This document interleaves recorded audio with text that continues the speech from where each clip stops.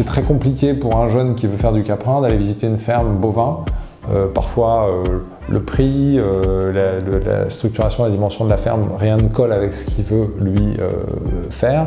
Et entre le cédant qui s'attend à trouver un preneur identique et le jeune qui veut faire autre chose, c'est parfois difficile de faire le match quand ça n'a pas été anticipé en fait. Toutes les exploitations qu'on nous proposait, c'était des... Voilà, il y avait un gros poids de bâti, il y avait des surfaces qui étaient un peu hors normes pour notre projet.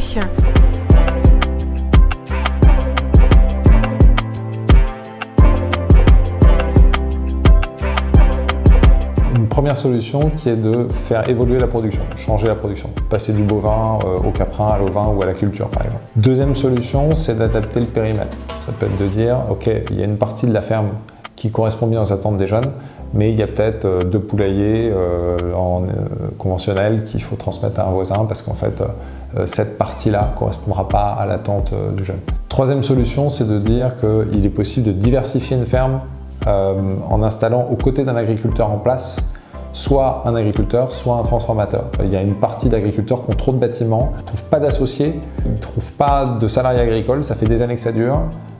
Et à un moment donné, ils ont besoin de baisser la voilure et de se dire je vais plutôt installer quelqu'un à mes côtés, créer des synergies, recapitaliser l'exploitation. Et la quatrième solution, c'est de dire on va prendre une ferme, on va opérer une transmission vers une grappe de ferme, là où il y avait une seule exploitation agricole et un seul agriculteur. On va aller installer plusieurs ateliers complémentaires puisque ce que veulent faire aujourd'hui les jeunes parfois peut nécessiter moins de surface, notamment faire du caprin, ça nécessite en moyenne moins de surface que faire du bovin. Ici la partie bio avec un producteur de fromage et un maraîcher. On fait une grappe et on travaille ensemble. Et puis sur l'autre site, j'aurais ramené tout ce qui est bovin. On divise les charges, on rationalise la main d'œuvre et voilà, on travaille tous ensemble.